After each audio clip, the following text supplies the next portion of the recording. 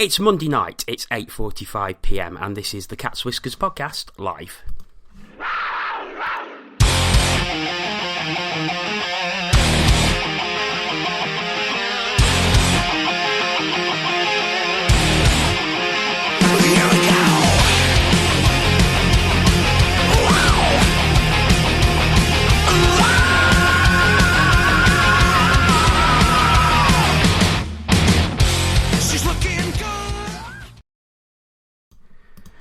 Hello and welcome to another edition of the Cat's Whiskers podcast. My name is Jono Bullard, and with me tonight to look back on Panthers against the Dundee Stars, Manchester Storm against the Panthers, and all the other Elite League news, plus a competition as well that will be coming up later, so stay tuned for that. I'm delighted to welcome from Panthers Hockey Live, Antoine Marie-Jeanne. Good evening, folks. And, as ever, the hero of the hour last week, stepping in while I was away washing my hair, it's Tina Taylor. Oh, you did listen. Thank you. Hello. I normally don't, but I thought I'd better. Anyway, as I said, we have competition time coming on later on, and we're going to be looking back at both Panthers games from the weekend. But first, an important announcement. As you may remember, a couple of weeks ago, we talked about the Support 25 auction for Adam Calder of Coventry Blaze, who has sadly been diagnosed with cancer and is looking for funds to get treatment abroad. A box has been donated at the NIC for 12 people for the 31st of December game, the New Year's Eve game, between the Blaze and the Panthers. It's been kindly donated by the Panthers to the Blaze. The auction closes at 9 o'clock tonight, so you've got 40 minutes if you would like to bid. Bids need to go to Rob Plaister, that's ROBPLAISTER at coventryblaze.co.uk. The current highest bid is £600, so if you are willing to bid for this great cause, it's currently at £600. You need to bid more than that to the email address I've just given to you, so please give generously. But a fantastic gesture by the Panthers, and Support 25 going from strength to strength, raising thousands and thousands of pounds for Adam Calder's treatment. So absolutely brilliant, guys. Well done. Right, so we are going to start with the weekend games, and we'll start on Saturday night with the Panthers taking on the Dundee Stars in an Elite League fixture. Panthers coming away with a 2-1 victory. No scoring in the first period, but it was double Dimmen, Jeff Dimmen, with 2 goals in the second period at 23-38 and 36-17. 2-0 going into the third before Justin Farina with an absolutely superb individual goal at 46-52. Made it sweaty for the last few minutes, but Panthers held on to get the 2 points. Tina, not the most exciting game, but the most important thing was to get those points. Absolutely. I was quite excited when the goals went in. that was quite exciting. They came from, quite a, I don't know, not the source you would have, an unexpected source. There were plenty of looks, and you were just worried about where the goals were coming from, and then all of a sudden, Dimmen pops 2 in. Brilliant, yeah. But the 2 points was absolutely vital. We're looking in I know it's early, but we're looking in a strong position on the table, and we need to keep that going. And I noticed that there was something on the Cage Forum where there was a bit of a debate about exciting hockey and dull winning hockey, but I think we both agree that we'll take a dull win over an exciting loss any day of the week. Definitely. And to be honest, I don't think a Corey Nielsen team will ever be completely dull. I know you mentioned you were a bit sweaty towards the end. I was having palpitations and all sorts because for a game that we dominated, when Farina popped that goal in, all of a sudden for the next sort of 5-10 minutes, we were hanging on and we defended well. We certainly did. Peter Callis had his first game back since re-signing for the Panthers after a 2-season hiatus. Tina, how did you feel he did? Steady. Nothing particularly flashy. He was having a bit of a skate at players. battling a bit. He looked quite at home on that line with Nicky Forrick and McGrattan. It was probably the most appropriate line to put him on, given the bodies that were available. And he looked like he'd come to play, which, you know, I think that's a few people's criticism of him when he was with us before. That, you know, he's obviously got talent in spades, but you can't always guarantee that he's going to be up for it. So yeah, he looked like he turned up, you know, with the right attitude, and he made a good contribution, really. And how do you feel Callis did on his first game back? Very happy. I thought him and McGrattan in particular seemed to be on the same page very early doors. You know, he worked hard, had a couple of half chances. Had it not been for Fallon, I think Callis could have easily scored, you know, a couple on his re-debut, if you like. No, I was very pleased. Yeah. Going back to Jeff Dimmen, who of course scored the 2 goals for Panthers on Saturday night. Currently he's standing with 11 points from 11 games, 4 goals, 7 assists. And he had very, very good figures from his time in the Asian League with the couple of seasons he had there. Is it a surprise that he's scoring so well, because he's now the second highest point scorer on the team from defence, or do you think this is the offensive defenceman that we thought we was getting last season, a season that was obviously cut short by injury? It's not a surprise to me. I mean, I admittedly had a slight advantage by half knowing who he was when he joined us anyway, being that Anyang Haller are my adopted Asian team. I've seen them once, so that automatically qualifies me as an expert. No. But no, I mean, it's great to see. I think the confidence is there as well. I mean, his second goal, I've just rewatched the highlights. Great screen by McGrattan, but it's an absolute bullet. Mm-hmm. Absolutely flat. No goalie saving that. And it's good because it's allowing, it's taking a bit of pressure off the forwards as well, to having somebody at the back that can create plays and obviously can shoot a puck like he can. Yeah. Tina, are you surprised to see Dimmen so high in the scoring charts? Yes, I think so. But like you say, we're probably getting the guy that we thought we were going to get last year. I mean, he had a ridiculously lengthy spell out with injury. I mean, he had an injury and then he came back and then got another injury. So he was just so unfortunate last season. And it's good to see that he's contributed. Although the only thing I would say is that yes, it's great he scored the 2 goals, but he did make a couple of errors early doors in the game, and he didn't really stand out until the goals were actually scored. So it's nice that he's scoring, but you know, as long as he remembers that he's a defenseman, and you know, with the defence being as stretched as it is, he needs to, you know, it needs to be defence first. Yeah, absolutely. Brian McGrattan got called for some incredibly harsh penalties, I felt, by Dean Smith. Reputation calls, do you think, Ant? And especially when you consider, watching back on the highlights, it actually looked worse on the highlights than it did on the night. Fallon, the Dundee netminder, hit him in the face with his blocker 3 times, and both got 2+2. So do you feel that McGrattan was being called on his reputation rather than what he was actually doing? Not to be accused of wearing gold-tinted specs or what have you, but no, that was the calls. There was that one, which was harsh. Okay, yes, 2 minutes. I've watched that bit on the highlights a couple of times, and I can't figure out what starts the altercation with McGrattan and the Dundee defenceman. And then Fallon, fair play to him, he's taking a swing, but you don't punch somebody with a blocker on. I mean, I would have loved it if we'd run him first shift after that. But you know, I'm a naughty guy like that. But there was the one as well where he just left his stick in and got called for slashing. I think he left his stick in on Fallon, got called for slashing. It was like there was no contact at all. And I like Dean Smith as a referee because he can have games where he's a bit useless, but he's normally useless for both sides.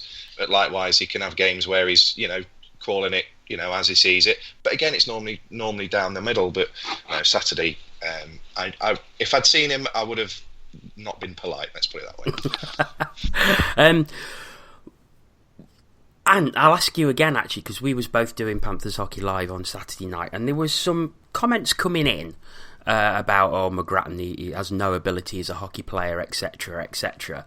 I felt on Saturday he showed how good a hockey player he actually was. Especially one, I think it was in the third period, where he went down the wing, beat two players, and squared a pass for Peter Callis, where he just had an open net and missed it. But I thought McGrattan was absolutely superb on Saturday night. He was for the first sort of 45, 50 minutes. I don't think he saw much ice time towards the end of the game for whatever reason, but no, I mean, he showed some soft hands, determination to get the puck. There was another one as well where he set up Brown. I think it was in the second period, and Brown was unlucky not to score, and he had a couple of shots himself. No, McGrattan's a fantastic hockey player. Let's get this right. You don't play as long as he did in the NHL, and logging the minutes that he did for, in particular for Calgary, without having some ability to play. And it's nice to see that he's coming over here and he's not doing a Westgarth. He's not coasting through, not coasting through the games. He's getting himself in front of the net, ding, and he's playing well. And like I said earlier, that link up with him and Callis seems to have sparked straight away. So long may it continue. Tina, how do you feel McGrattan is playing in his first few games? I think ever since he's been on that line, when he started out with Nicky Forrick and Lawrence, and now with Lawrence being injured, Callis has sort of slotted into Lawrence's place. He's looked right at home. He's not looked out of place. I mean, I don't think I'm wrong in saying that's probably our top line, and he doesn't look out of place. He's not looking like the 6 minute a night grinding NHL player. He's looking like he belongs there. And anybody who says that McGrattan's got no hockey skills, you're wrong. Just a final word on the game, and the final word for the Dundee Stars. Threatened towards the end and played a very, very good road game, but in the end just didn't have enough. However, Mark Lefebvre has built quite a useful side there. I think, in part, you've got to give credit to our defence. In particular, we were on the penalty kill for a lot of that game, and I thought I think they had one half chance that I can remember on their power play, and a lot of that was down to our defence just not giving him any space whatsoever. They weren't able to get anything set up. No, Dundee are a good team. They've got some very good players on there, and Tina and I mentioned Tanaka a couple of times in the pub afterwards. Couple of times. I love him. He's I won't say what I said last week, but he's a fantastic player. And Tina, Stars, I must admit that first period I thought they were going to be very, very difficult to break down, because they came playing the perfect road game trap, and we just couldn't get past them with just 8 shots in the first period. Yeah, I mean, I said it. I just didn't say it to the guys around me. I didn't know where the goals were coming from. We were putting some decent shots. We were threatening here and there. And I just had no idea where the goals were coming from. And like you say, when Farina put that goal away for the Stars, it was proper squeaky bum time, because I just thought, well, we've had 2 goals that have come from a defender, albeit they were beautiful goals, but they've come from a defender, and we just haven't really looked like scoring since then. So, they did well, and it could very easily have gone to 2-2, and we could have been seeing overtime or whatever, or they could have just had a late surge and pipped a couple passes to take all the points. It was quite precarious towards the end, and credit to them for continuing to come back at us. Okay, on Sunday night, Panthers travelled to Altrincham to take on the Manchester Storm in a Challenge Cup game. The game finished with Panthers winning 3-2 on penalty shots. Storm taking the lead in the first period through Mark Heatley. In the second period, Matt Carter equalising on the power play just 11 seconds into the period before Robert Farmer extended the lead. Darius Dzinski scored Storm's equaliser just before the end of the period, and no further scoring in the third or in overtime meant we went to penalties. Peter Callis scoring the only penalty shot to give Panthers the win. Tina, another gutsy win with a short bench.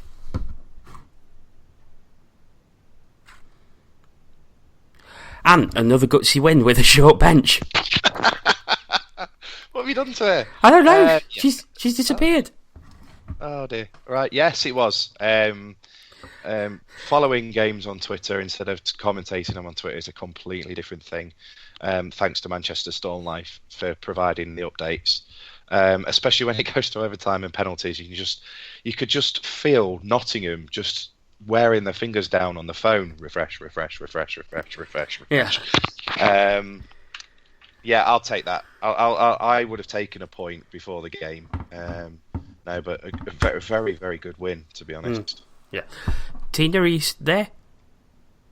No, she's not there. I'll have to send her a message. So we will carry on. This is live, folks. This is live. Boy, so yeah. So Callis with the hero with the winning penalty, and I suppose it brings back memories of that Challenge Cup game against Belfast.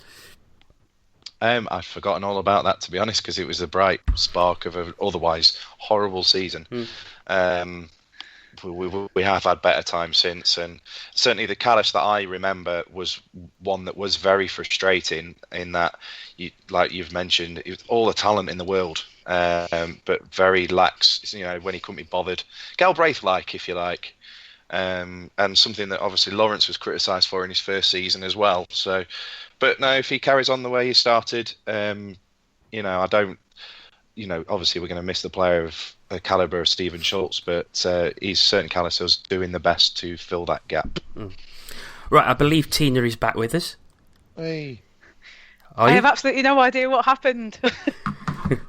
Did you turn your microphone off? I don't know. I was talking and then I just realised that you weren't hearing me, so I don't know what's going on there. I think I need to get a new job. I do IT support as a day job. You wouldn't know it. Clearly. I tell you what, I'll ask you this one. Henry Passel, earning his second win, 94.7% save average yesterday. Only 3 goals conceded in his last 2 games. After a particularly shaky start, he seems to have found his groove now. Yeah, you'd like to think so. I'm really pleased for him. I mean, he faced an awful lot of shots from the Storm as well. So, to come out with the win must have felt really, really good. I mean, obviously it's he was absolutely delighted to get that win down at Ice Arena, Wales, with it being his first one. But that was a really good one, I think, in Manchester. They obviously got a lot of shots through to him.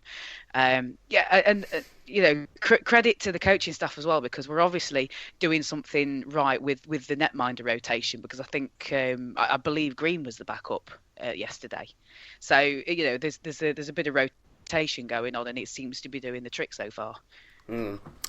And Passel seems to have sort of settled down, and apart from the first goal yesterday, which I think he probably could have done better with, and he was obviously disappointed with by the way he sunk to his knees, but had a very, very solid game after that. By all accounts, yeah. I mean, I'm still waiting to watch the highlights myself, which I'll be doing as soon as we're done here. But the updates were, repeated saves by him. And he's a very nice bloke, by the way. We were lucky enough to have him on our quiz team last week. The lad's only been speaking English for 5 weeks. Wow. So it's obviously, it's going to be hard coming into it. So now he's finding his groove a bit, and I'm very happy with him so far now. Of course, the result means that Panthers have now qualified for the quarterfinals with a 1 group game to play against the Coventry Blaze on the 11th of November. Tina, good to have that out of the way and qualification assured. Absolutely, especially with the last game being against Coventry. It's just nice now that we can put it to one side for a moment and just concentrate on the upcoming league games, and also there's obviously the Continental Cup coming up as well. So it's one less thing to worry about for now. We can sort of put it to one side and pick it back up later.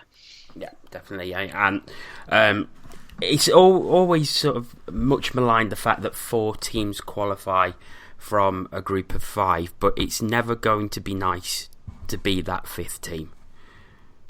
No. Oh God, no.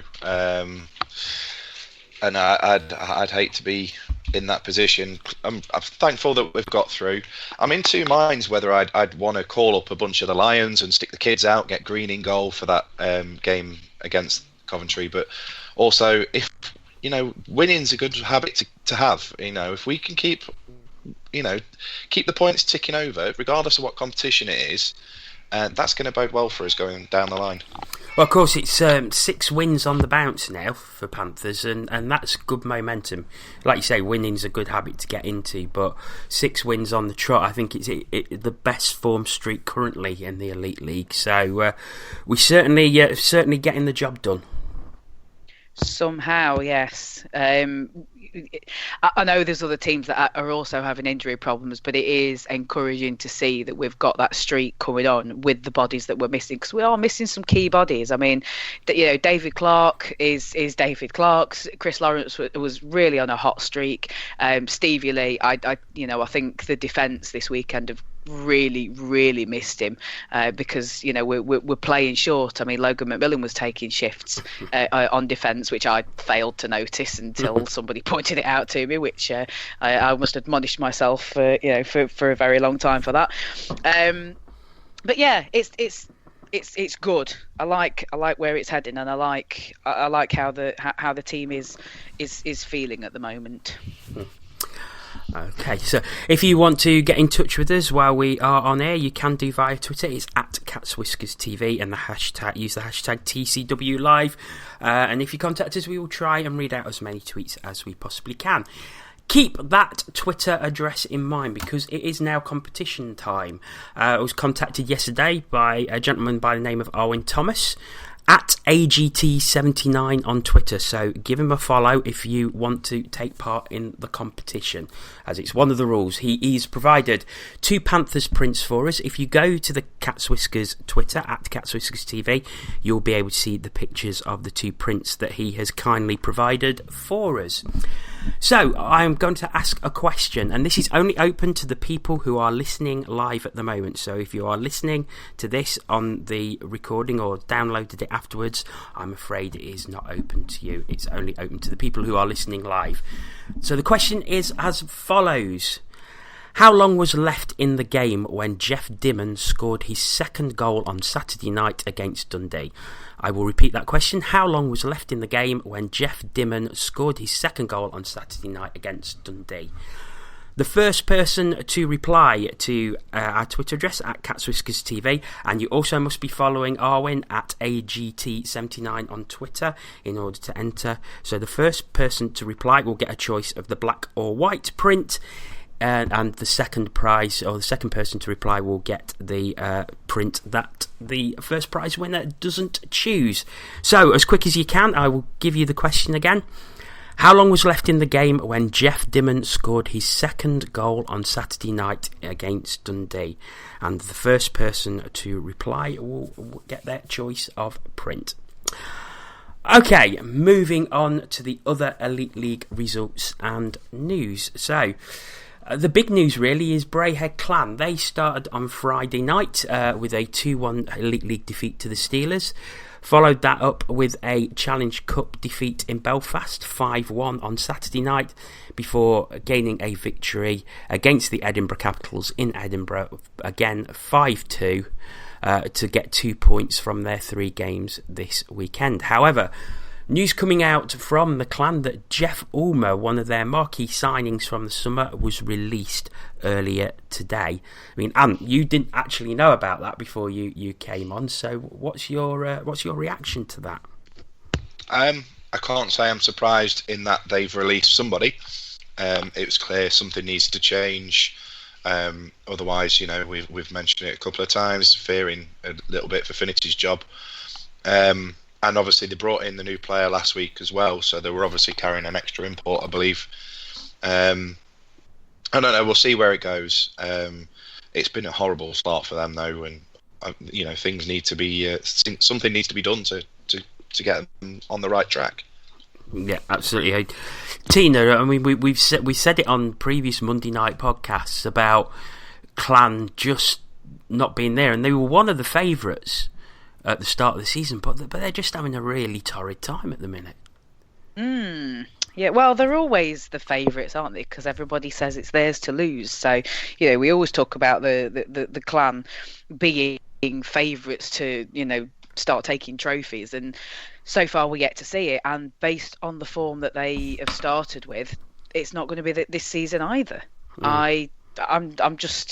I'm absolutely baffled. This is it sucks to be a Clan fan right now, because they're just not getting the momentum. I mean, we say that we're in a lovely position where we've got this hot streak of wins going on, and if winning's a habit, then at the minute the Clan have got into this losing's a habit mentality. It's not good. I mean, they obviously need to do something. Only time will tell if releasing Jeff Ulmer was the right thing. Same amount of league games played as us, and they're already 8 points behind us. I know which position I'd rather be in. Well, yeah, I've always said that I'll take the points in the bank rather than games in hand any day of the week. However, just on Ulmer again, 1+4 in 10 games, so not up to his usual standards at other clubs that previously in his career, but still not too bad. And can you see him popping up at another Elite League team, Ant? Nothing surprises in the Elite League nowadays, does it? Who knows? I don't know if he's related to the lad in Cardiff, is he? No, I don't think so. No. I don't know. Who knows? Like I say, has he been made a scapegoat? Really, you'd be looking at the Purple Army to answer that question, I think, and I'm sure there's some of them listening tonight. Yeah, well, I believe there's a live Purple Army podcast tomorrow night at 7 o'clock, so I'm sure they will be talking about that one. One of the big talking points before the weekend was the Cardiff-Coventry game that took place at Ice Arena, Wales. Cardiff getting a 3-2 overtime victory. However, the game was sold out 24 hours in advance due to a much-anticipated matchup between Clots of Coventry and Bordeaux of Cardiff. Of course, there was an incident in the last match at Ice Arena, Wales, that left Bordeaux on the ice and with a broken nose. So they both got it out the way early. I mean, Ant, have you managed to see the fight? Yes, I have. I was lucky enough to see it on in bunkers after the game, and it's a hell of a first punch. Oh, he really catches right on his broken nose. You just think, ow. I actually watched it and I felt pain. It was a hell of a first punch, but it's sort of, we're having that debate while watching it. It's like they go to emotions to go to take the helmet off. So Bordeaux goes to take the helmet off, and then the Coventry guy just jabs him straight in the face, and like you say, you almost see his nose just go, and that were it. But then after that, I think Bordeaux probably got the edge after that. But yeah, it was a hell of a scrap. And Tina, have you managed to see the scrap yet? I haven't, but I've heard an awful lot about it, and I mean, based on what a lot of people are saying about it, I'm not convinced that's over. I'm not convinced we've heard the last of that, quite frankly. I think the next Coventry Cardiff game is still going to be an interesting one. I think there'll be underlying tones of animosity there, so it wouldn't surprise me if the two of them were to go again. Well, I'm sure it's one that we will be keeping an eye on throughout the season. The Five Flyers had a superb weekend with a 7-0 victory over the Manchester Storm in Fife on Saturday, and then followed that up with a 1-0 victory over the Coventry Blaze at the Sky Dome on Sunday. Their netminder Shane Owen with 2 shutouts from the weekend. And an excellent weekend. And after there was a lot of noise in the summer about whether Fife would be competing this season due to the fact they'd not signed that many people, they've put together a really useful team and seem to be absolutely flying at the moment. 4 wins in 5 games. This is as good a start as anybody else. I'm hoping that Owen gets the Player of the Week. I'm not sure if it's been announced yet, but 2 back-to-back shutouts, you can't argue much against that. And obviously, they're the only team to beat us so far in the league this season. They are indeed, yes, a 4-1 victory earlier in the season. And Tina, I mean, Fife, they look an exciting team that they put together, and currently 3rd in the league. Shane Owen right up there in the netminder standings. You know, you've got to give a lot of credit to Todd Dutiem for what he's pulled out the bag there. Yes, it's a very late rabbit out of the hat, really, isn't it? I mean, at 5 for 5, it's been a bit of a weird one because they had a good start, and then they had a period where they just, there's sort of like four losses in a row, and now they've started to pick up again. And I mean, looking at the shots on goal that Owen's been facing, whatever they're paying him, it's probably not enough because he is seeing an awful lot of rubber, and he's still bringing out wins. So I think they've done well. You build from the back, and Owens, he's making a good statement for them. I believe they're playing short-handed still as well because yes, obviously they lost a player to injury, and I know there was rumours that they're re-signing Kyle Haynes, but to do as well as they are short-handed, fair play to him. Yeah. Well, Fife's never ever been an easy place to go and get a result, but he even said they're pulling off the victories away from Fife as well, which I think they look to have a strong season, and we will see if they can keep going for the rest of the season. The Steelers have a 100% record in the league with 3 wins out of 3. Their latest victory coming on Sunday with a 5-1 result against the Belfast Giants. A match which also saw a young Belfast fan called Blake, who the Steelers really rolled out the red carpet for him. So brilliant, well done to them for that. But onto the game itself, Tina, and that's a big statement win from the Steelers against a tough Giants side. Yeah, depressingly. I mean, the one thing I would say, Belfast seemed to be in a bit of a similar situation as to us. I did see something that the Elite League put out earlier today that the Giants are considering making some signings to backfill for their injuries. So, obviously they're feeling the pinch a little bit as well. So I mean, obviously you never want to say that injuries are your excuse for losing games, but that's a big win for the Steelers. That is it's not even close, is it really? It's please somebody stop them.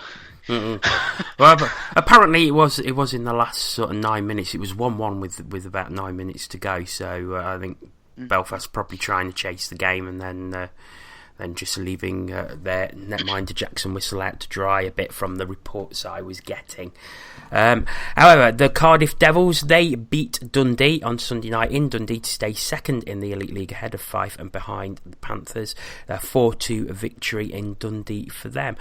And Cardiff, after being many people's favourites at the start of the season, they seem to be blowing a bit hot and cold at the moment.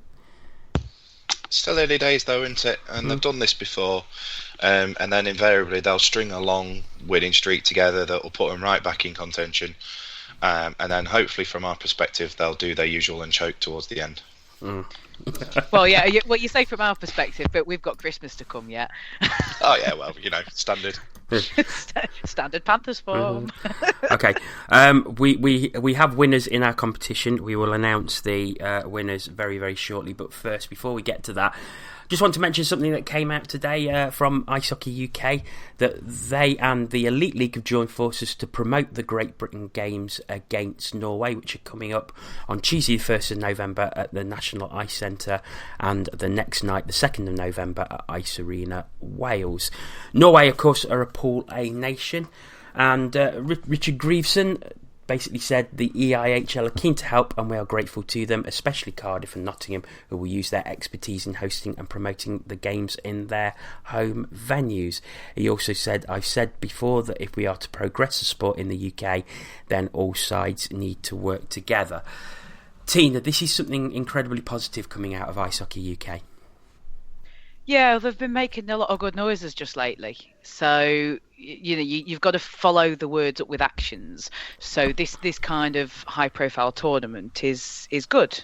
It's a way that we can, I don't know, sort of maybe measure ourselves. I mean, we've obviously had British teams going in the CHL, and we've been making a decent account of ourselves. And now, we're going to be putting our best of the best of the GBE squad up against a top nation. So I think it's a chance for us to put ourselves out there, measure where we are, and also just so we can we can sort of say to the Pool A teams, we can put on a good show too. So we're obviously going to be measured on our hosting skills as well. So maybe that's just something. When word gets around, you get sort of tournaments that are coming up, later on, a few years down the line. Then a lot of people maybe wouldn't think about the UK, but then maybe the Norway team come over here and say, oh yeah, we went across to play Team GB, and we had a good couple of games, and the facilities were good, the people were good, and verbal recommendations, I think, are what stand you in the best stead. I mean, it's probably not in the grand scheme of things a lot at the moment, but from like little acorns, huge oaks grow. Well, yeah, it's similar, in fact, to when Belfast brought over the Bruins, and it was the Elite League versus the Bruins team. Any exposure that we can get for ice hockey in this country is only going to be a good thing. And seeing the top teams coming over and playing GB, I just hope we don't get hammered. I just really hope we don't get hammered, because I'm looking forward to it.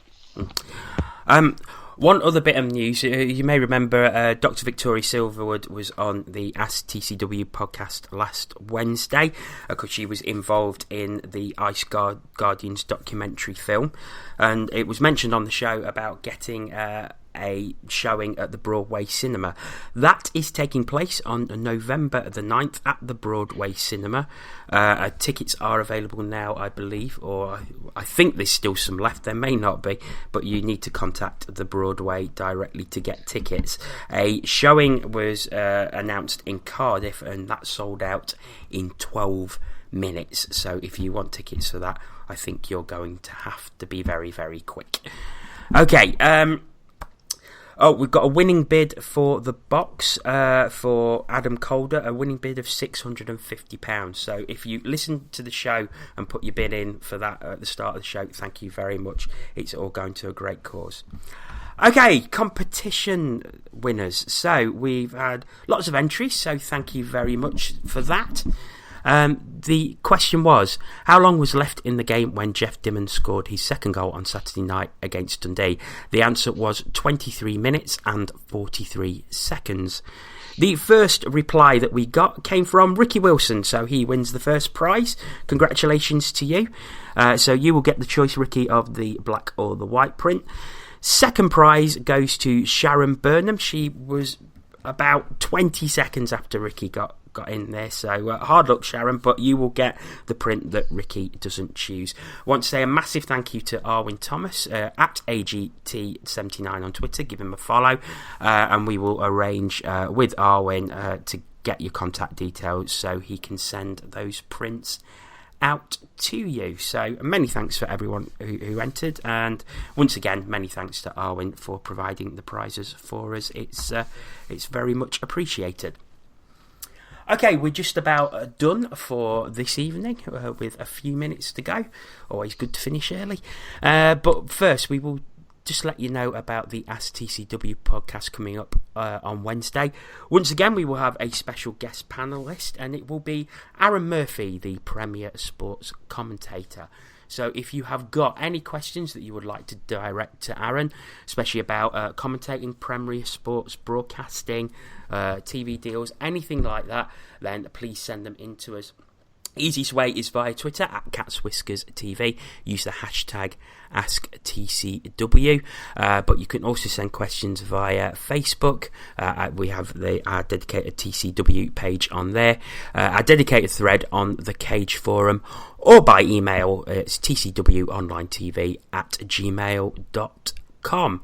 So, Ant, you won't be here on Wednesday, and I'm putting you on the spot a bit now. So, what any questions you'd like to ask Aaron Murphy?